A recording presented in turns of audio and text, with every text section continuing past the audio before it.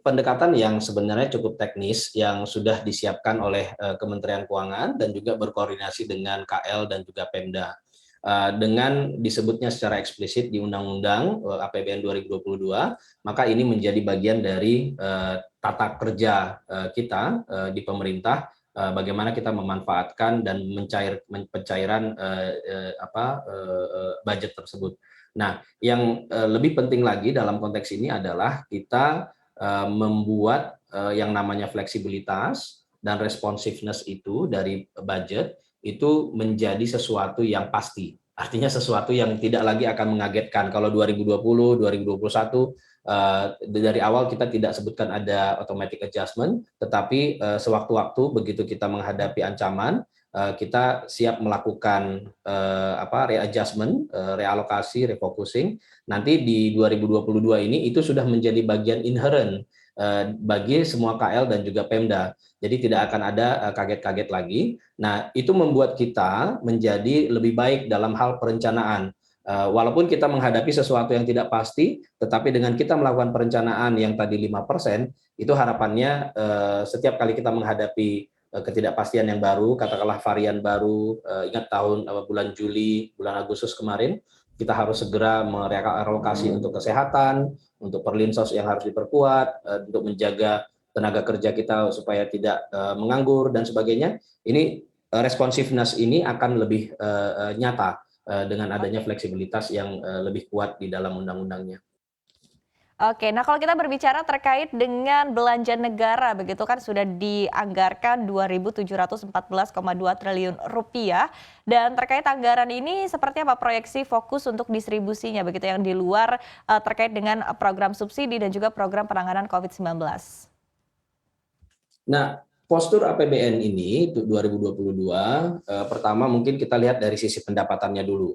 Dari sisi pendapatannya itu 1.846,1 triliun, di mana di sana ada penerimaan perpajakan 1.510 triliun, lalu PNBP sebesar 335,6 triliun.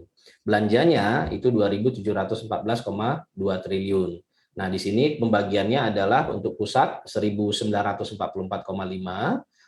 Di situ ada pembagian antara KL dengan non KL, lalu TKDD itu sebesar 769,6 triliun. Nah, ini yang disummarize dalam bentuk defisitnya sebesar 868 triliun atau setara dengan 4,85% dari PDB. Nah, jadi dalam konteks defisit kita masih tetap defisit dan counter cyclical dalam mendukung percepatan pemulihan perekonomian ini. Dalam konteks fokusnya, kita jelas akan menekankan dan komitmen untuk penanganan COVID dulu. Itu tetap menjadi prioritas kita untuk segera diatasi, dan pemulihan ekonomi ini kita akselerasi. Dan ini juga sekaligus tadi saya sebutkan untuk kita terus memperkuat reformasi struktural dalam rangka memperkuat fondasi sehingga kita terus bisa melanjutkan jalur kita untuk menuju Indonesia maju yang sudah kita cita-citakan dari awal. Nah, dalam hal ini kita lihat memang ada yang prioritas-prioritas, khususnya dalam COVID-19 ini kita harus terus perkuat kesehatan, karena ini adalah kunci pemulihan ekonomi. Jadi vaksinasi tadi itu jelas harus kita kejar, penyediaan fasilitas kesehatan, tenaga kesehatan, obat-obatan itu sudah pasti menjadi prioritas.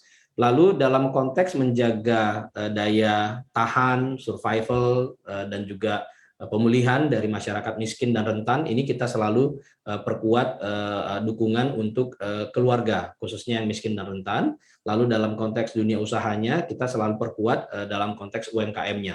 Karena kita tidak hanya melindungi keluarga, tetapi juga kita melindungi tenaga kerja kita yang berada di sektor UMKM. Ini program-programnya sudah jelas dan kuat, PKH, Kartu Sembako, Prakerja, BLT Dana Desa, dukungan UMKM melalui subsidi bunga kur, insentif usaha, ini tetap akan kita lanjutkan.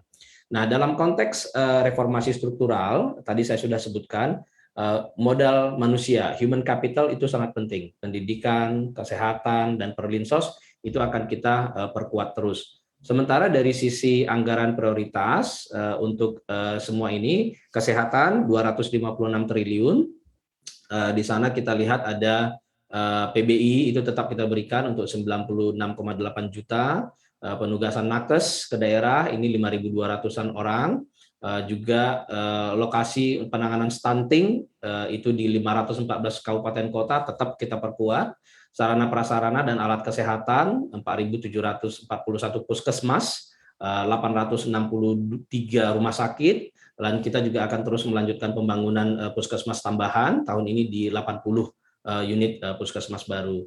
Dan semuanya kita lanjutkan ini untuk perlindungan sosial, anggaran pendidikan, dan juga termasuk anggaran infrastruktur yang